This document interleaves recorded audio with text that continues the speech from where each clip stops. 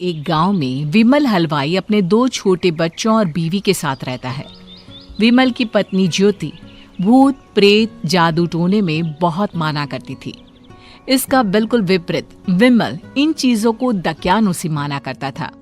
रोज की तरह विमल अपने मिठाई की दुकान जाने के लिए निकलने की हड़बड़ी में होता है। मैं निकलता हूँ ज्योति, देरी हो जाएगी, दुकान भी खोलनी है मुझे। अजी ध्यान से, आज अमावस्या है। रास्ते में कोई कपड़ा या कुछ भी गिरा हो तो उसे लांग मत दीजिएगा, बगल से चले जाइएगा। अरे ऐसे तो तुम मुझे पागल ही कर दोगी क्या?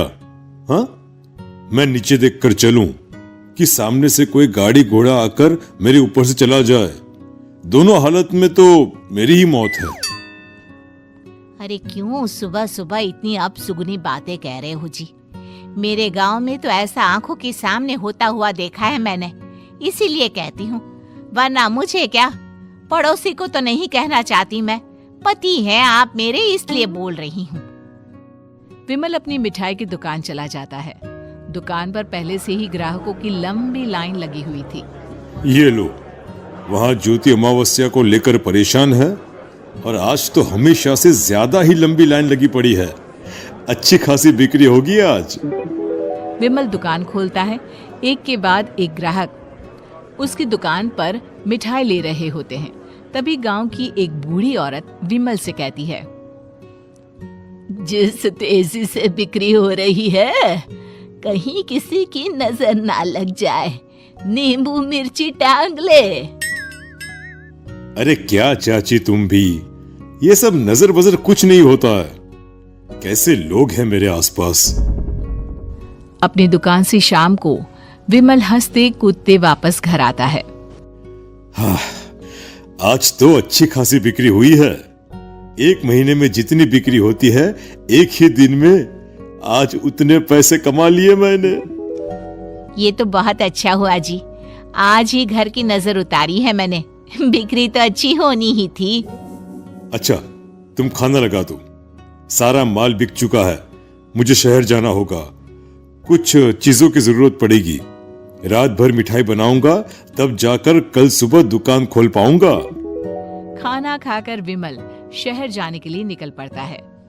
सुनिए जी, ध्यान से जाइएगा। चौरस्ते पर किसी जादू टोने की चीज पर पैर मत रख दीजिएगा। हे भगवान, हद हो गई ज्योति, ये तो मैं जा रहा हूं। विमल गुस्से से शहर जाने निकल पड़ता है।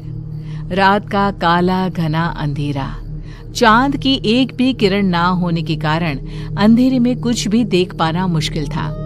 जंगल के बीच के एक अधकच्चे रास्ते से विमल जा रहा होता है। चारों तरफ गुफ अंधेरा और सन्नाटा सुनाई दे रहा था, और सुनाई दे रही थी विमल के पैर के नीचे आ रहे सूखे पत्तों की आवाजें। तभी अचानक दूर से उसे कुछ आवाजें सुनाई देती है। अरे, ये इतनी रात को जंगल के रास्ते कौन जा रहा है? शायद कोई टोली होगी। राम नाम सत्य है, राम नाम सत्य है, राम नाम सत्य है, राम नाम सत्य है। धीरे धीरे आवाज कुछ कुछ सुनाई पड़ती है। आवाज धीरे धीरे और नजदीक आती सी लगती है। विमल देखता है कि उसके सामने से सजी धजी सफेद कपड़े में लिपटी एक अर्थी निकल रही है, जिसके साथ 5 लोग ही थे। 4 आदमियों ने उसे कंधा दिया हुआ था। एक मटका लिए आगे आगे बढ़ रहा था। विमल के बिल्कुल सामने आकर अर्थी रुक जाती है। उसमें से एक आदमी विमल से कहता है, अरे भाई, जरा अर्थी को कंधा लगाना, मैं बहुत थक गया हूँ, बड़ी मेहरबानी होगी। हाँ भाई, कंधा तो मैं लगा दूं, पर रात को 12 बजे ये शव यात्रा, इस समय कौन अर्थी ले जाता है? तभी विमल को ऐसा लगता है कि शव में से आवाज आई, हम ये आवाज। मजबूरी है भाई, आप कंधा दीजिए, मैं रास्ते में सब बताता हूँ आपको। विमल अर्थी को कंधा दिए चल रहा होता है कि उसे ऐसा लगता है कि हाथ में मटका लिए जो आदमी शव के आगे चल रहा है, उसके पैर उल्टे हैं।